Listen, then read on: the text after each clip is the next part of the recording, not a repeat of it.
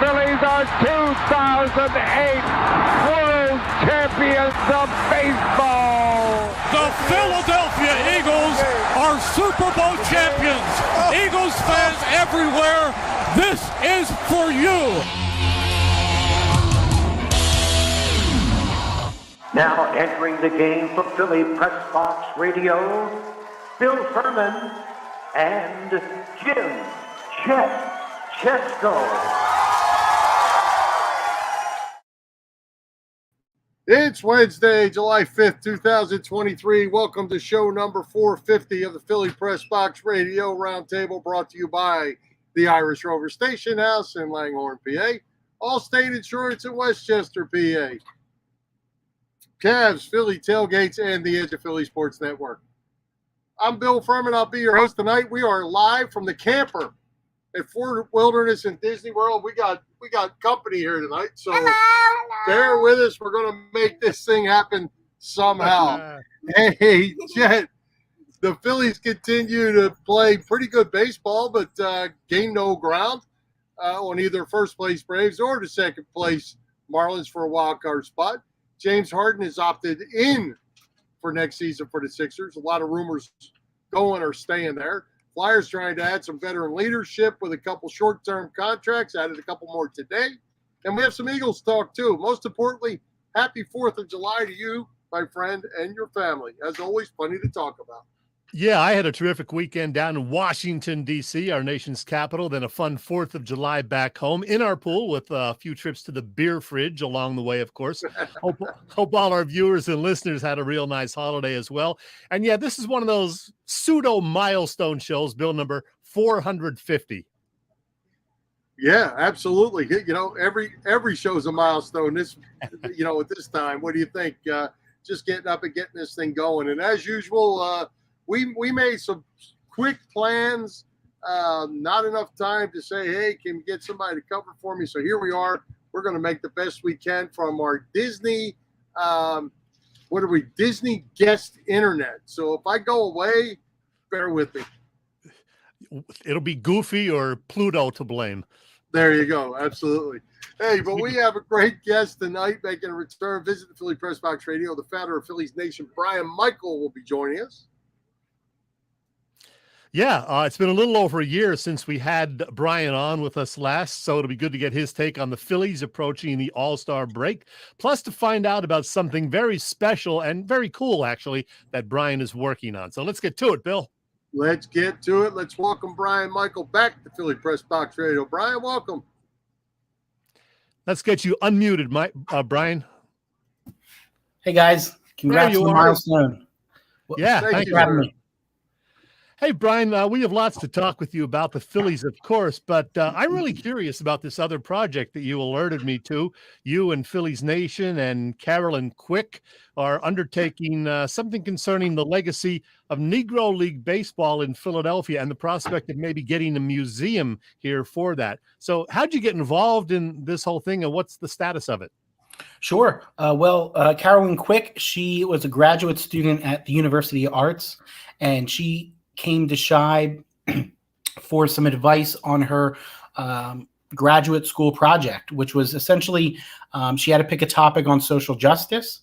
She chose Philadelphia Negro League baseball, and we helped her with some ideas, with some referrals, some research, and of course, she got an A on the project. And the actual project that she had to do was to put together a plan for an exhibit. She didn't actually have to put the exhibit on, just a book of the plan. So it was about 80, 90 pages. She got an A on it.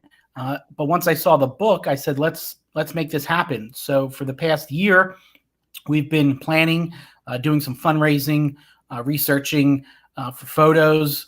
And we just opened the exhibit last week. So we're really happy about it. And we're really excited to have people come see it down at Cherry Street Pier. Nice. Bill? So Brian, now, does this have anything to do with what's going on at the museum in Kansas City? Is there any relationship there, or is this a whole new thing? It's definitely a separate thing. It focuses really only on Philadelphia Negro Leagues and its legacy. We have been in contact with Bob and the museum out in Kansas City. So they've been helpful with some research, but really we've done a lot of local research, different collections at the African American Museum, Temple, of course, the Historical Society of Pennsylvania, Library Company. So it was a lot of fun finding new sources and doing some digging around town. So it focused on the legacy of the Philadelphia Negro Leagues, in particular four barriers. The four. Yeah. So there's four people in particular it focuses on. First, Octavius Catto, Ed Bolden of the Stars and Daisies.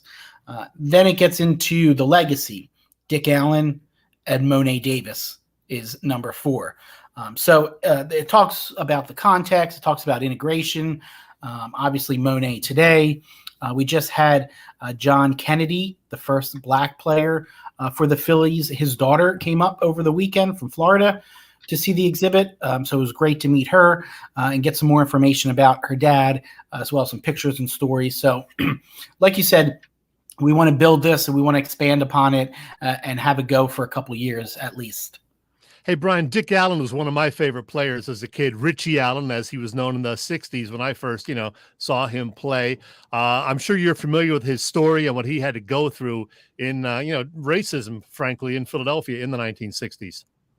Yeah, absolutely. And even before that, they kind of threw him right into the deep end at the AAA Arkansas, right? So he was the first black player for the Phillies AAA team down in Arkansas, which was, could have been worse than Philadelphia. I don't know for sure, but he did get it pretty hard here in Philly. The media, the fans, just kind of a misunderstood guy, right? It really forced Philadelphians and Phillies fans to come to grips with integration. Here was a black superstar. Many people loved him. People that knew him loved him. But then there were some people that, just because he was black, never liked him. And that includes the media and unfortunately still some Hall of Fame voters. He's more than worthy, but he's still on the outside looking in. Well, Brian, hey, I have to say it's a great cause and really cool for you to get involved in it. Go ahead again and let everybody know where they can follow this or visit it and be part of it. Sure. So the exhibit is now underway at Cherry Street Pier down on Delaware Avenue in Philadelphia, just under the Ben Franklin Bridge, and it runs through August 24th. So you have a good 2 months to come see it. You can also visit our website, aleagueapart.org. That's the name of the exhibit, A League Apart. So aleagueapart.org has more information. You can get information on guided tours for groups. We're giving away baseball cards for each of the 4 barrier breakers. You can also make a donation to help support this. And like I said, we want it to grow over the next couple of years up till 2026 when the Major League Baseball All-Star Game is here in Philly, amongst all the other festivities. So we really hope to build it out, expand it, add more interactivity to it, and then eventually find a permanent home for it here, which I think would be great and very useful. And I know we know a lot of these stories about these ball players and owners and founders of teams, but not everyone does. So it's a very high level, very accessible way to learn about these people. And hopefully folks come down and see it, remember a few things from it. And yeah, as you said, you can make a donation right on that website. And for every donation, $50 and up, you get something back. Like for a $50 donation, you get this cool Negro Leagues Philadelphia hat. I like that. Yep, exactly. There's a lot of different tiers that we have with different benefits. We have shirts, hats through Shibe Vintage Sports. And then, like I said, we also have the baseball cards that we give away for free at the exhibit or on the website. And they were designed by Todd Radham, who's a pretty popular baseball designer who lives here in Philadelphia. So we've had a lot of support from Sabre, from baseballreference.com, from other sponsors and donors. So that's a fun part of it, not only doing the research and meeting people, but finding out who really wants to support it as well. So that's been a fun opportunity with this exhibit. Awesome. Bill, unmute yourself, buddy. Unmute yourself. There you go. Sorry about that. Hey, Brian, let's move on to the present day Phillies. They're playing pretty good ball, but as we said in the opening, they can't gain any ground on the Braves, and they're not gaining really any ground on the Marlins either. No, it's tough, but they're absolutely trending in the right direction. One of the challenges in the first half of the season was road games, right? So you can see there they finally pulled within 500 on the road, and that's huge. You know, it took a 10-game road winning streak to do that, but I think that's key into winning series going forward after the All-Star break. You know, they obviously have a good record at home, so I think that's big and something positive to look forward to. So, yes, they're not gaining ground on the Marlins or the Braves, but unlike the Mets, they're not losing ground either. So they're keeping pace. You know, they're tied for the wild card. All you can do is go out there and win games. So honestly, I'm not too concerned yet with the Braves and Marlins. And frankly, the Braves are probably close to clinching it already. But the Marlins series this weekend will be a great test. They just got swept by the Braves. So we'll see how, that factors into it. So that'll be a good test heading into the All-Star break. They could really gain some ground right there. Yeah, absolutely. And the Braves are just really, really good. That's why they have 8 All-Stars. The Phillies only, of course, have 1 in Nick Castellanos. Brian, I was going to give you some gruff about something. Early last year, you said you still thought Aaron Nola was an ace. I remember. I was, certainly going to disagree with you. And then, of course, yesterday he pitches a gem. So I'll give you that. He can still dial it up on occasion. I'd just like to see Nola be a little more consistent. I agree. I don't think any of the pitchers have been that consistent, but when they're good, they've been great. And when they're bad, they've still been serviceable, other than whoever they're throwing in the number 5 spot. So I really think that's a position that they could upgrade at the trade deadline.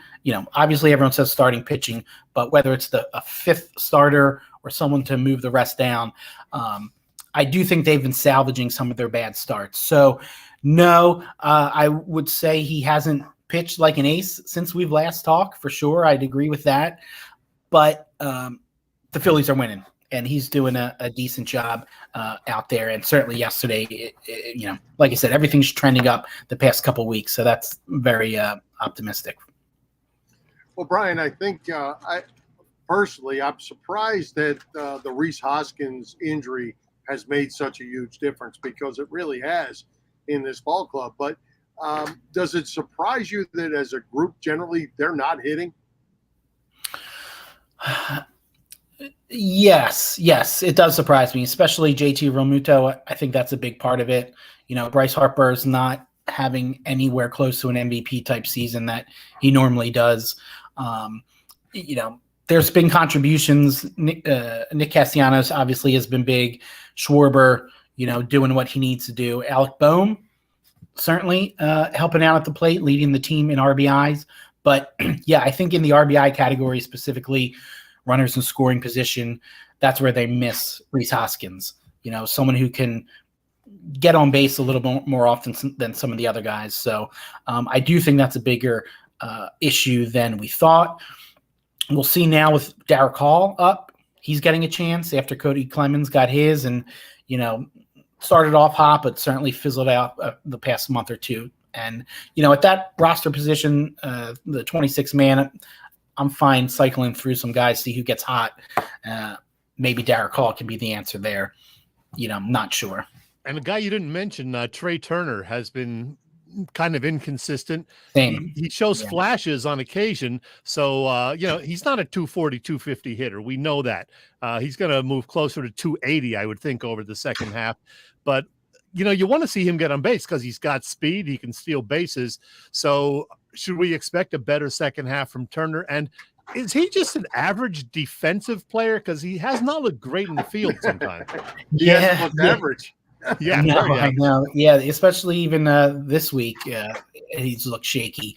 But yeah, certainly the price tag would warrant maybe some better performance in both areas, and we're not seeing that. Right, we're not. The Phillies needed to upgrade that position. On the flip side, Gene Segura and who they had last year isn't really much of a better option either. So I'm hopeful. We certainly have him signed for a while, so I think maybe it just needs some time to get situated. He certainly had a hot World Baseball Classic and spring training. He looked decent for the couple games. So I'm not really sure what happened there. And maybe needs to, look at some more pitches. Definitely get on base more. Talk to Kyle Schwarber, who gets, although he strikes out a lot, hits home runs, he walks plenty and has a good on base percentage. So, any one of those guys, if they get hot, the team's going to go on a win streak again. I think they would almost have to. Harper, Real Muto, Trey Turner. I mean, they've all underperformed, so they all have really high upside. I'd be surprised if all three of them end up with a bad season. Well, I've said this before to Chet on the show. I think Harper's hit 300, and he just went through a little slump where he went down to about 282 or whatever. Bounced back, he's at 297. I'm not down on Harper. I think his power numbers are down because he's playing with one arm, but he is hitting close to 300. So I'm okay with that.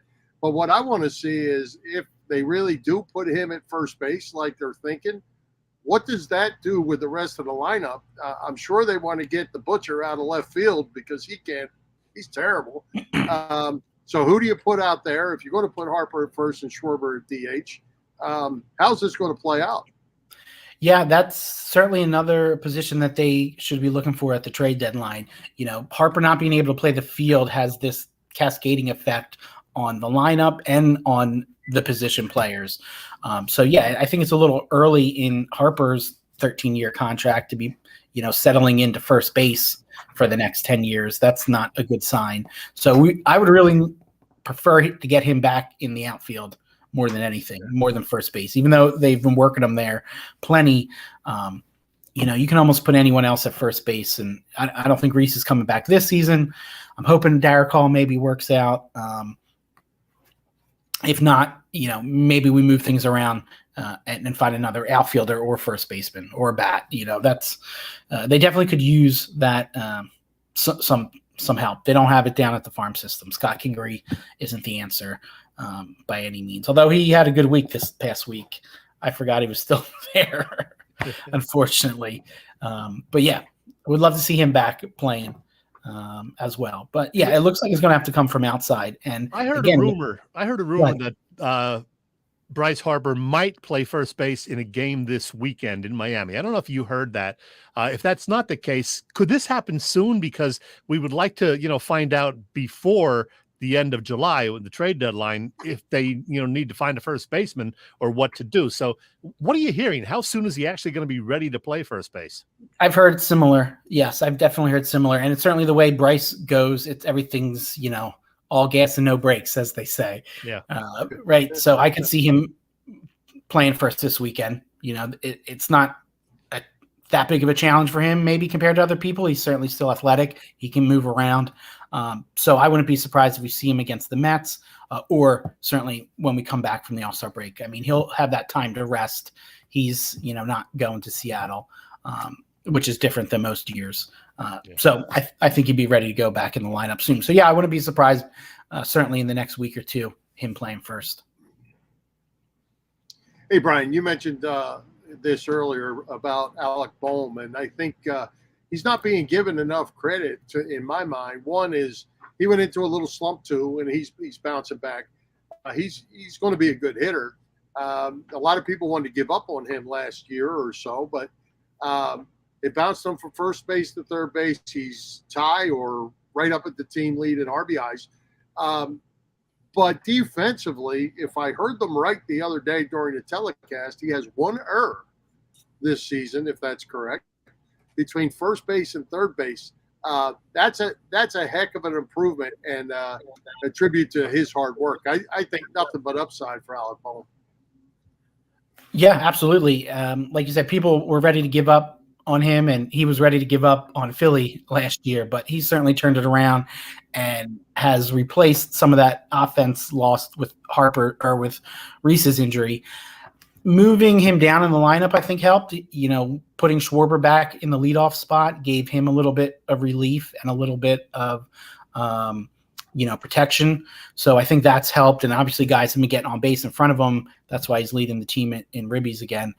So yeah, he definitely deserves credit. He's been one of the best hitters on the team this year. Without him, they'd be severely lacking with, like I said, the top three, Harper, Real Muto, and Trey not doing the best. Although, like you said, Harper has turned it on a little bit. But for power, none of them have really been hitting for power, which is something missing from the lineup again from Reese, which may be a substitute with Derek Hall. So we have a few more games before the All-Star break. It looks like Aaron Nola will get another start on Sunday. Then you got the break, and the Phillies don't play till next Friday. When they resume play on Friday, what do you think the rotation is going to be for those first few games? How do they line things up? I would have to look again, but, I think they would probably go back out with, start with Wheeler, Wheeler Nola.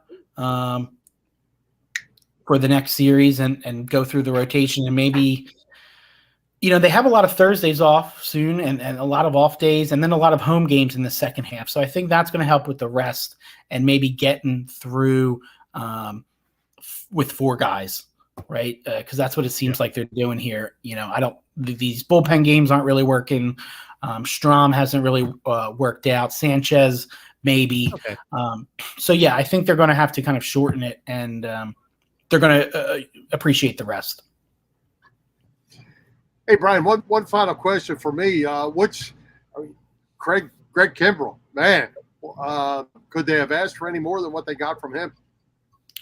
No, he's been turning it on, and the entire bullpen, I think, has been solid, and that's helped with the starting pitching being, so. If they don't have quite a quality start, it's not like these games are getting out of hand, which is something we saw a little bit last year too. But yet, during these close games, Kimbrell has shut the door, even this past week a couple of times. So he's been huge. You need that in the back end of the rotation, and they haven't had a closer in previous years. So I do think that's important. Some managers don't, some do closer by committee.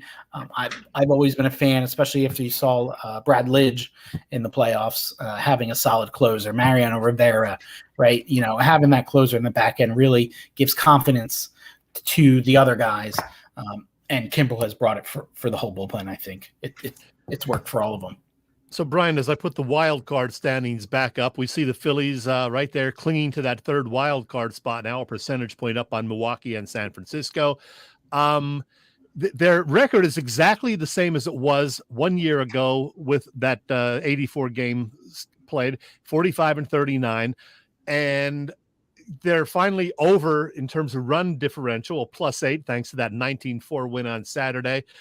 Can they repeat what they did last year, which is, just get hot at the right time, go in as a wild card, and, maybe go all the way to the World Series again? No, I don't think they can repeat last year. Last year was not do it that way. No, I think they'll make the playoffs, but it won't be such a big surprise and such a hot streak right at the right time. I think they're going to have to grind this out and catch the Marlins, right? They're not catching the Braves, so it's going to be down to the wire with them and the Marlins, who, have gotten a bit of a rivalry the past couple years. And the Phillies don't have a great record in the division, right? So that's going to be a big thing coming down the stretch. Are they going to win these games against the Mets and the Marlins, and the Nats, of course? The Braves, like I said, are a wash, but the Mets and Marlins are really going to be what it comes down to, I think, and especially these road games now too.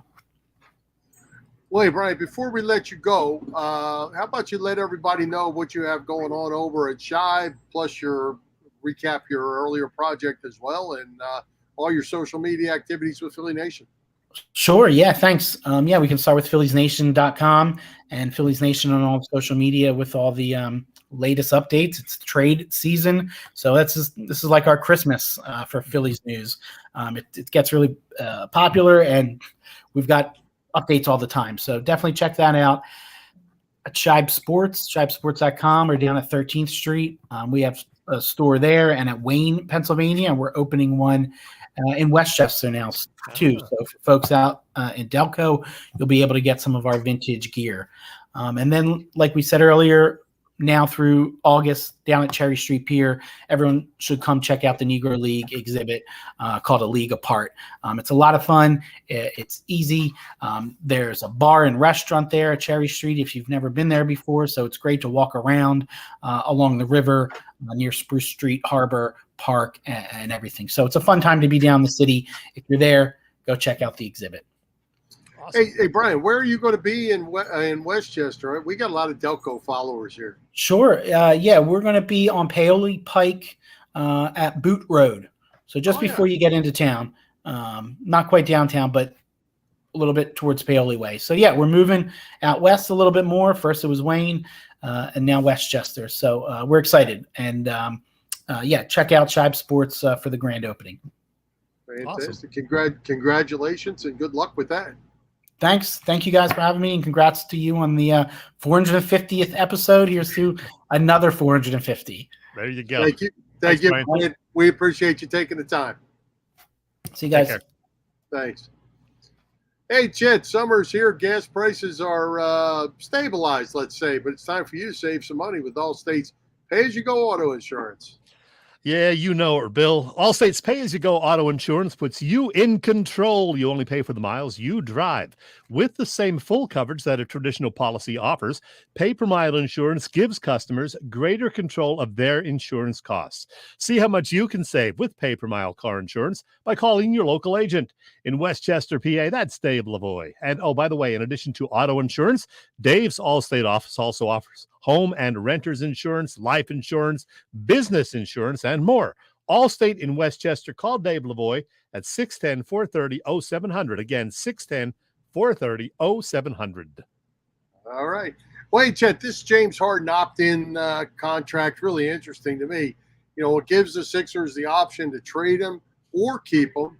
The word is the asking price for him right now is very high from the Sixers standpoint. I'm not sure they have the leverage they think they have with Harden. What's your take on this thing? And I know you want to move them, but are they going to get the value and be able to replace them? Well, first, kudos to Daryl Morey for not extending Harden for 3 or 4 years. That would have been unconscionable, if you ask me.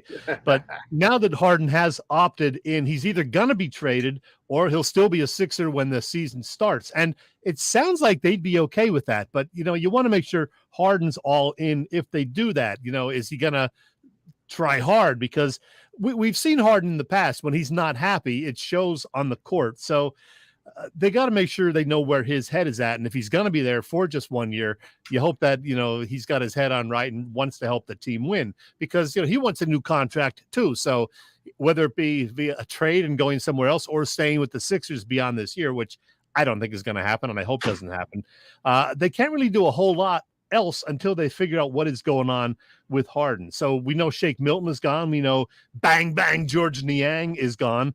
Paul Reed likely coming back, although they still haven't firmed that up yet. They signed Patrick Beverly, journeyman point guard. No one really cares or is excited about that. They say Maxi's untouchable, but, you know, if they can get Damian Lillard for Maxi, you would have to think about it. Lillard, although he will be 33 years old next week, is a career like 27, 28 point a game guy. He just averaged 32 points this year. He's averaged 24 points or better the last 8 straight seasons. So if you can get Lillard and think you can win it all with, you know, him and Harden and Embiid, you got to at least consider that. So I don't know. This next month is going to be very, very important for the future of the Sixers. But what did you think of the comment of Maxey being untouchable? I mean, you mentioned Lillard, but I mean, there's other players out there and Maxey would certainly be somebody that other teams would be after. Do you like the idea that they just kind of closed the door on his name, like don't even mention it kind of thing? Yeah, is that good or bad? That's a report from a guy who covers the NBA. It wasn't a direct quote from a Sixer official. So, you know, we assume it's reasonably accurate, but again, it could just be, you know, gamesmanship, like, oh no, we're not going to trade him. But, you know, if you offer this and this, we might, but they're not going to say that. So it could be just, you know, kind of testing it in that way. I don't know. I know they love Maxey and most fans love Maxey, but, you know, if you're going to get Michael Jordan in his prime, as was in that quote, you're going to consider it. Believe me. Yeah. Well, the other thing I wanted to throw at you is the contracts that these guys are getting in free agency now makes, you've said every week for the last month about Tobias Harris being overpaid. Tobias Harris isn't overpaid today. He might have been a month ago, but he's not today. Yeah, and Tobias is still on the team, and he showed up for that, event the other day, all smiles and everything. So who knows? Maybe Tobias will be back too. And again, I'd be okay with that. He's not a bad guy. He goes out there and plays every game. He's not worthy of that contract, but that's not his fault, Bill. If they throw that kind of money at you, you're going to take it too. Oh, absolutely. And but I guess as the market is showing, they're paying these guys crazier money. So let's say you move Harris. What do you got to pay to replace these guys? Even the guys, Niang and those guys, Shake, those guys are down towards the end of the.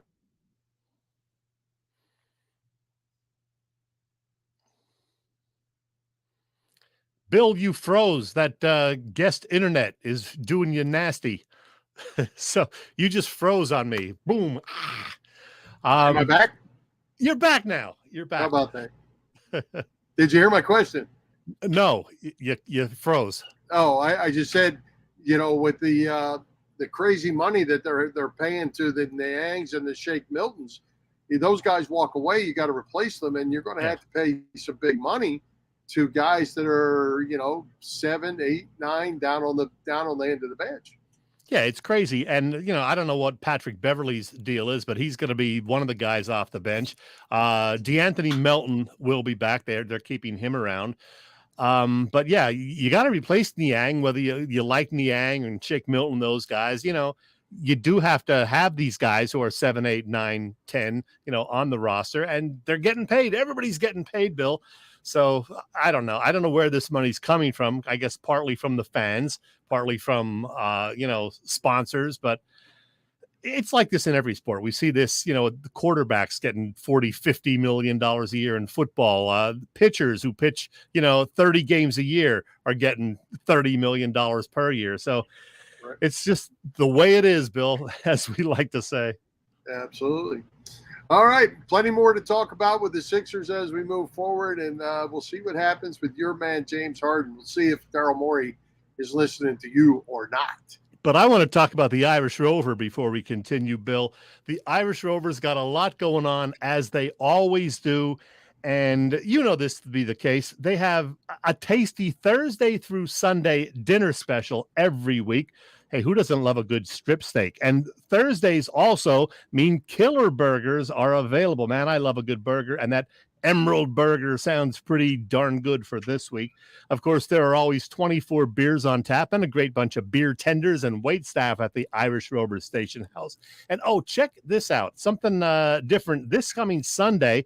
The Irish Rover is doing yoga and drinks on the patio. Don't ask me for the details, 'cause I don't know, but it sounds like a pretty good combination. You do some yoga, you have a drink. I like it. The Irish Rover is on Bellevue Avenue in Langhorne. You can get more details on their website.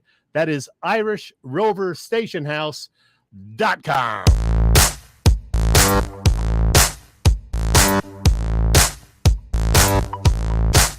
Hi, football fans. This is Merrill Reese, and you're listening to Bill and Chet on Philly Pressbox Radio. It's good!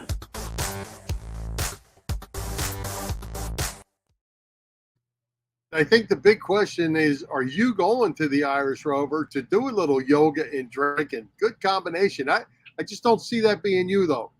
No, I actually did yoga for a while. My buddy Denny and I both did yoga about, I guess, 8 or 10 years ago. We went, over several months. We went several times. A lady friend who we knew teaches yoga, still does. And so we went and did yoga with a few other people. And we actually paid. It was, $10 or whatever per session at the time. I don't know. And it was kind of nice. I liked it. But no, I will not be there this Sunday because I will be making my first trip to Cape May, New Jersey in several years to have a few brews with a friend of mine and to see that band that I love, Fat Mez, performing at the Wharf down in Cape May. That's where I'll be Sunday. No kidding. How about that? Won't be much traffic down there. Hey, you know what you might see down in Cape May and Wildwood is, that's where it is, Wildwood, not Cape May. We might go to the brewery in Cape May, but then Wildwood, the Wharf, is where we're seeing Fat Mez. You might see some bikinis down there. And today, Bill, is National Bikini Day. And a little later in the show, we're going to talk about bikinis. Oh, jeez. Okay. Here we go. There was the tease, that's for sure. Well, hey, while we're at it, let's give a shout out to all the shows at the Edge of Philly Sports Network this week. The gang has all the bases covered. You can catch all the action at www.eopsports.com, as well as Edge of Philly Sports on YouTube. You can also find our show on the Philly Pressbox Radio YouTube channel. Help us out by hitting those subscribe, follow, and like buttons. And as always, share with your family and friends. As you can see from the list, every night there is something going on, from Eagles, Sixers, Flyers, Phillies, and, of course, shows like ours, Philly Pressbox Radio. Yeah. Yep. Hey, Chet, let's talk about a little Eagles. Reuben Frank is one of the most respected football guys in Philly, and since we're in the offseason, Rube has been putting together some lists of best of this and best of that in Eagles history. He recently ranked the top 10 wide receivers, and I wanted to get your thoughts on it because I found it to be a very interesting list. There's also some other lists we could talk about on, a little later on. I'll tease you a little bit. T.O. is not in the top 5. So for fun, Chet, give me your top 10 best you can come with off the top of your head, and because obviously you don't have much time to prepare for this. So, and we'll see how you compare to Rube. Okay. Now, you did hint at this for me, but I did not look at Rube's list. So I have no idea at all what Rube's top 10 would be. But now, in thinking about it, I can understand not putting a guy like T.O., who played really just 1.5 seasons as an Eagle, in the top 5. So for that same reason, I'm not going to put T.O. or A.J. Brown in my top 5. But yeah, I'll give you a hint. The current guys aren't on the list. Okay. Well, here's my list. I got to go with Harold Carmichael, number 1. He's the all-time Eagles leading receiver, even though he hasn't played a game in over 40 years. So Carmichael is number 1 for me. Number 2 is the guy who's up in the booth with Merrill now, Mike Quick. He's my number 2. You writing this down, Bill? All right. Number 3. Go ahead. Number 3, I got Deshaun Jackson. Okay. He, you could criticize him, but boy, he was productive his first go round with the Eagles when he could stay healthy, of course. Number 4, Tommy McDonald.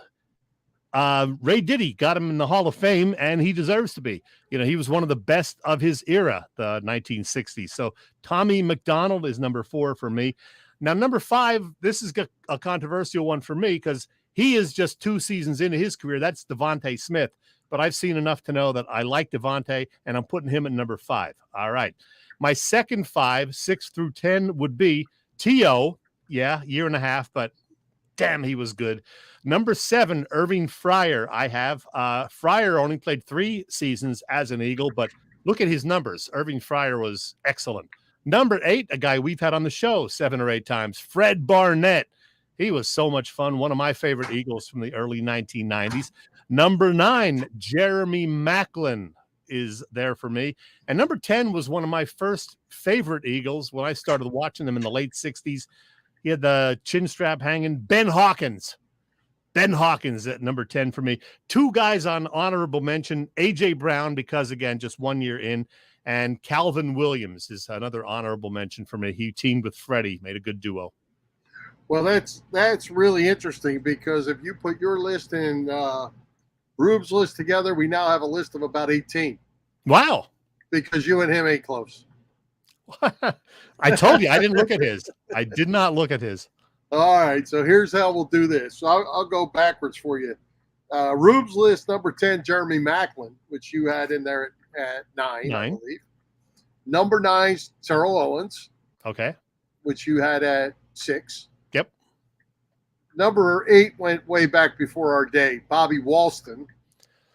Yeah, I remember him, but I didn't investigate him, or I don't know if Pete Pihos made his list because I didn't know Pete Pihos was a tight end, split end. I don't know, and he's way before my time. Pete did make the list. Uh-huh. Number 7, Harold Jackson. I thought about him, but I didn't look up his numbers, but I didn't think he was there long enough to warrant being on my list. Yeah, he 12 years with the Eagles. Oh, wrong guy. No, wrong guy. That's Walston. He's the only Eagle in the last 50 years to lead the NFL in receiving yards twice. Huh. And he did it in 14 games. He did it twice. And he had John Reeves at quarterback when he did it. Number 6, how about Deshaun Jackson? Okay. All right. Number 5, Pete Pihos. Yeah, there you go. Number 4, I thought you might get this one, but you didn't. 5-time Pro Bowler, Pete Retzlaff.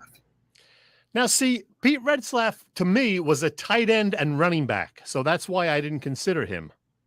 I don't know that he was a running back, but he could have been a tight end. He did make an exemption for Zach Ertz, but not Pete Retzlaff. Huh. All right. Number 3, Tommy McDonald. Okay. Number 2, Harold Carmichael. Oh, so Mike Quick's number 1? Mike Quick is number 1, which really surprised me. And that's why I really wanted to bring this up, because I know you're a Harold Carmichael guy, and I'm actually more of a Mike Quick guy than a Harold Carmichael guy. Yeah. But both great receivers, and can't go wrong. Yeah. Tomato with those two guys, right? Well, Carmichael's in the Hall of Fame. Mike Quick is not. So there. Yeah, there you go. Rube. But I thought you would like that list, and it was some good discussion there to talk about with that Rube's doing here in the offseason. Yeah, he also has an interesting list out, very similar to this in quarterbacks. We'll talk about that one too, because that one is really interesting as well. So we'll bring that up next week as we're starting to get ready for some football season here come. All right. Well, I'm not going to look at that list either then, and we can do quarterbacks next week if you want. There you go. All right. Good stuff. Good list by you, by the way. I thought it was not bad. No, it was good. Some you know what, Bill? Speaking of great players and whatnot, we have to start thinking about what we're going to do next month, and that's expand our Philly Pressbox Radio Hall of Fame. We inducted Johnny Callison, David Akers, and yes, Donovan McNabb when I finally put him in last year. And now we got to put 3 new guys in, I guess, for 2023. The fans will vote for 2, and then you and I will figure out a 3rd. So we will do that sometime in mid or late August, I believe is how we did it last year. Yep. Sounds good. We'll do it. All right. Hey, Chet, while we're at it, what's going on with Bob Cavanaugh and the gang at Cavs Philly Tailgates? Bob Cavanaugh of Cavs Philly Tailgates has been cooking up terrific catering business for more than 30 years now. Known best for their tailgate parties, Cavs is a 3-time winner of Philly Tailgates, Jack Daniels Great American Tailgate Party Contest, and a past winner of the Philly Daily News Tailgate Award, featured also on the Food Network. Now, the next Cavs Phillies tailgate is scheduled for Saturday, August 5th, before the Phillies Royals game at the ballpark. And they always have great menus for these things. Look at what they have: cheesesteaks, chicken sandwiches, hot dogs, pulled pork sandwiches, Philly pretzel board, which is phenomenal. And of course, there's some adult beverages as well. Lots of good stuff. Cavs also does corporate events, graduation parties. I guess too late for those now. You name it, Cavs Philly Tailgates is the way to go. If you need more info, you can email Cav and Company at cavscatering@verizon.net or check the website phillytailgates.com. And as you know, Cavs does the catering for Philly Sports Trips. Vince and Company at Philly Sports Trips have some amazing trips coming up. Wrigley was a blast at the end of July. They're going to Pittsburgh to see the Phillies and Pirates at PNC. There are trips to San Diego, and then all the football trips start: New England, Tampa, Los Angeles, the Jets to see Aaron Rodgers, you name it, Washington. And they are starting to really sell with those. Some of the number of buses off the charts. Check it out, phillysportstrips.com. You can even make your plans for next spring to go down to see the Phillies for a spring training. There you go, Bill. I cannot hear you. I cannot hear you. Oh, there you go. How about that? You hear me now? I got you. The Flyers certainly on a youth movement, but they have signed some experienced veterans to join the youth, namely Mark Stahl. 1 year, $1.1 million contract with over 1,000 NHL games and bringing him to town. He has played for John Tortorella before. He knows what it's going to take. They also added veterans Garnett Hathaway before adding Ryan Pauling and Rhett Gardner in free agency. Added a couple more today. I was traveling, so I didn't really get to see anything about that, but all part of the Danny Briere rebuild. Yeah, I didn't look into this too much, but it's a good mix, I guess, of young guys and veterans. I don't know what to expect. I mean, we know it's going to be a slow rebuild. It's probably going to be a good 3 years. The good news is it sounds like they're going to keep Carter Hart now, unless they get blown away with an offer. But this, I think Mike Silsky in the Inquirer a week or so back kind of compared this to the Sixers process thing in that, they're telling you right now, we're kind of going to stink for a little while. But I guess they're going to acquire assets and get better. And, they drafted the young Russian kid, and hopefully he'll be here in 3 years and ready to step right in and maybe be a superstar, because they said he was one of the very best of this draft class. So we'll see. But yeah, it's going to be a tough couple of years, but hopefully they'll at least be fun to watch. And, there'll be some growing pains, certainly, but hopefully within a couple of years, they'll at least be competitive. Yeah, well, I like the idea of bringing in the veterans on some short-term contracts. They keep them for a year or so, and hopefully they teach the young guys, and young guys get to be middle-aged guys, and they get better as they go. That's the hope. That's the rebuild process. Yeah, so we'll see, but everybody's loving Danny Briere and Keith Jones in charge. So I'm going to put my faith in them and keep tabs on the situation. And who knows, maybe I'll even start watching the Flyers before January next year. Well, I hope so. I hope they bring enough excitement that it's worth doing. And it does seem, with maybe because it is Jones and Briere, there seems to be a lot more off-season buzz with the changes they're making, and it's not the same old. It doesn't look like, and I think that's a positive for Flyers fans. Yeah, Bill, I sat down yesterday at about 12:20 to watch the Nathan's hot dog eating contest, and you would. I did, and it wasn't on right then because they were in a lightning delay, so they had to postpone it for an hour or so, and then I had to go out and jump in the pool at that point. So I did not get to see it. But Joey Chestnut, who won for the 15th time in 16 years, only ate 62 hot dogs in 10 minutes. And that's disappointing, Bill, because I would have bet 65 or above. Well, then you would have lost. But I would have. The funny thing about this Joey Chestnut thing winning every year is I saw a list that was comparing him to Tom Brady and Michael Jordan, and these people need to stop. Just stop it. Stop it with the nonsense. Well, it is kind of a dynasty. You got to give them that. Might not be exactly, apples and oranges, hot dogs. Yeah, football, but... Chet, in the day, a pound of spaghetti would have been no problem. But that doesn't really make me great at anything except eating spaghetti. So I've never eaten more than 3 hot dogs at one time. I can't imagine eating 62 in 10 minutes. Because why would you want to eat sloppy cold hot dogs 62 times? And then you got that hot dog taste in your mouth. It's like scrambled eggs. You get that taste in your mouth that takes hours to totally go away. Right? Disgusting. True. It's true. Oh, shoot. Well, hey, great guest tonight of Brian Michael. Who's coming to Philly Pressbox Radio next week? Just like last week at this time, I'm going to say I don't know. I thought I had somebody tentatively lined up, a baseball guy, but I got informed about an hour ago that he will not be available, so we will have to take a different route. But it'll probably be a baseball guy again, and I have several in mind. So we'll probably be talking Phillies again next week as they enter the second half of the season, and we do show number 451, Bill. Woo, that'd be good. What do you That'd be think? good. Is it time for one of these? Apparently. I think we got time. Well, Bill, here's the deal. I just knocked the microphone.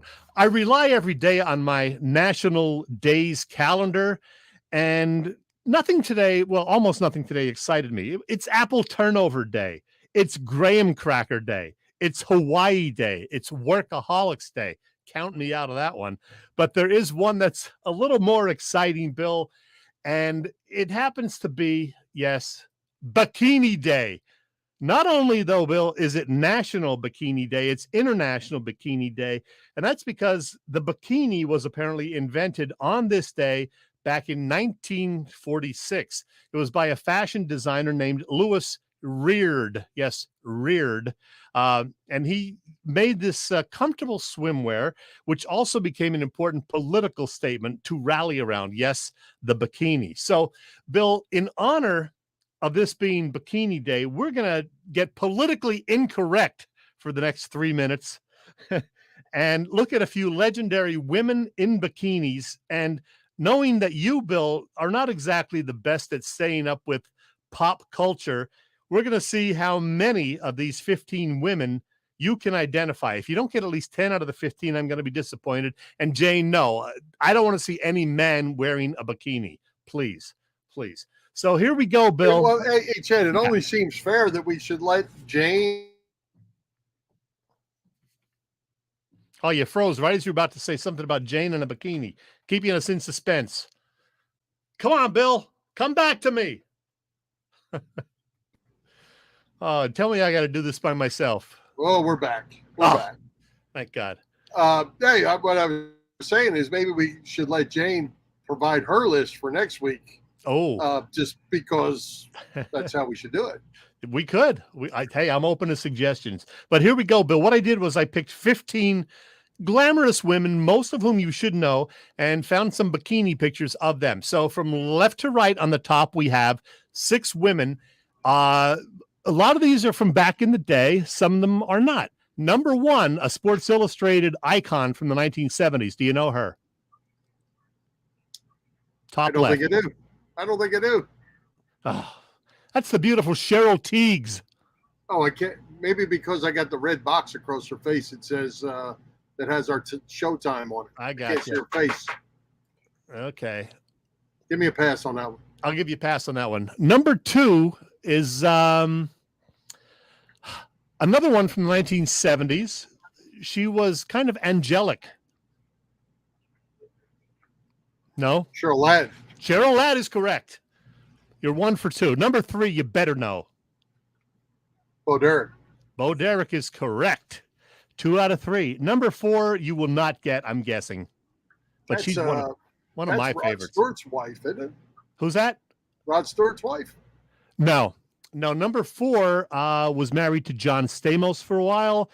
And that's she's the Doritos girl. I think she was for a time. Rebecca Romaine. Yeah. She was one of my favorites for girl. sure. Number 5, you know. Raquel. Number 6, you should know. Christy Brinkley is correct. All right. So you're 4 out of 6? Not bad. Now we have 2 in the middle. A couple of, I guess they're Latin women.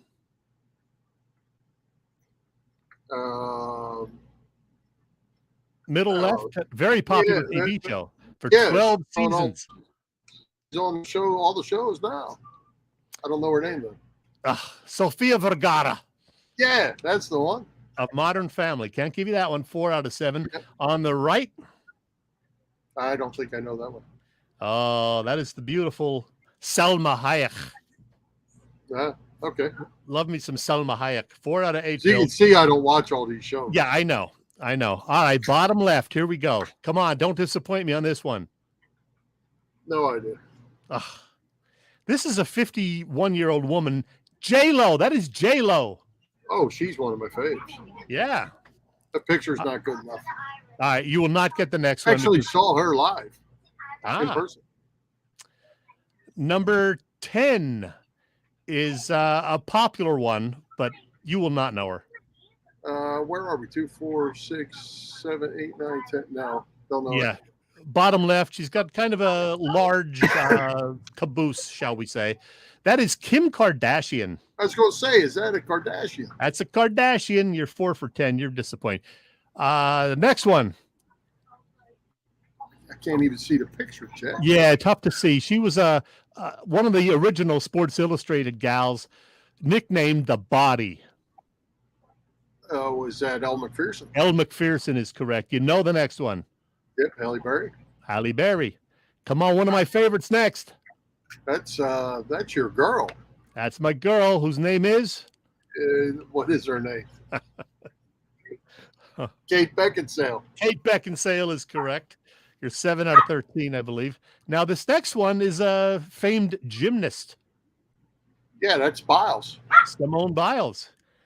And finally, popular model and host of a reality show on TV these days, or a judge. Don't remember. She didn't know the face. She's of German descent. Yeah, know the face, but Heidi Klum. Oh my gosh. Heidi Klum. Well, you failed, Bill. Yeah. You let me down. Well, anyway, I'm pretty happy with National those Bikini results, Day. actually. All right. Pretty happy with those results. I send all your letters of complaints to Bill. Complain to Bill, not me, because I know he enjoys this. I do it for Bill. Yeah, well, bring because we are what we are. Jane, come on next week. Bring them to us. Yeah. Robbie, any of the others out there? I only did this because it was National Bikini Day, folks. I had to do it. Oh, there you go. Yeah, it was right. fun. It was fun. Actually, you could have done a little better job on the photos, and then I could have seen some of them. Yeah, I know. You know what? This was like a last minute thing this morning. I was watching the Today Show, like the 10 o'clock hour, the 4th hour, and they reminded me, which I forgot from my National Day calendar, that today was National Bikini Day, and they were doing kind of a similar thing, showing pictures of gals in bikinis and blocking out their faces and guessing who they were. I said, there's an idea for our show tonight. So I threw that together at the last minute today. So, well, the good news is you weren't on the list, and that makes me happy for sure. Let's go to the Raz Room, Bill, shall we? All right, let's take a break. Thank our friends at the PPCC 118 Raz Room. They post great sports memorabilia on their Facebook page so people can take a chance of winning something they may not be able to afford or have access to. All items come with certificates of authenticity. They continue to run out great autographed memorabilia from all the Philly teams and more. Check out their Facebook page. Like it or follow it. PPCC 118 Raz Room. That's right. PPCC 118 Raz Room on Facebook. Yes, Bill. What else you got? Anything before we wrap this thing up? The only thing I forgot to mention is happy 55th birthday to T-Mac, Tom McCarthy, celebrating a birthday today. Hopefully the Phillies will get him and us a win tonight. I believe they're ahead 5-4, the Phils of this. There you go. There, I just put it up, 5-4. All right, Chet, let's go ahead and wrap it up. Let's thank tonight's special guest, Brian Michael, our sponsors, the Irish Rover Station House, Cavs Philly Tailgates, PPCC, 118 Raz Room, and Dave LeBoy of Allstate Insurance in Westchester, PA. For Jim Chet Chesko, this is Bill Furman. We hope you enjoyed the show, and we'll join Philly Pressbox Radio next Wednesday, July the 12th at 7 p.m. You can see us live on Facebook, listen to our website, phillypressboxradio.com, on Google Podcasts, as well as Apple Podcasts, iHeartRadio, and all the others. And happy show number 450 to you, Mr. Chesko. Thank you, hope Bill. Philadelphia sports fans.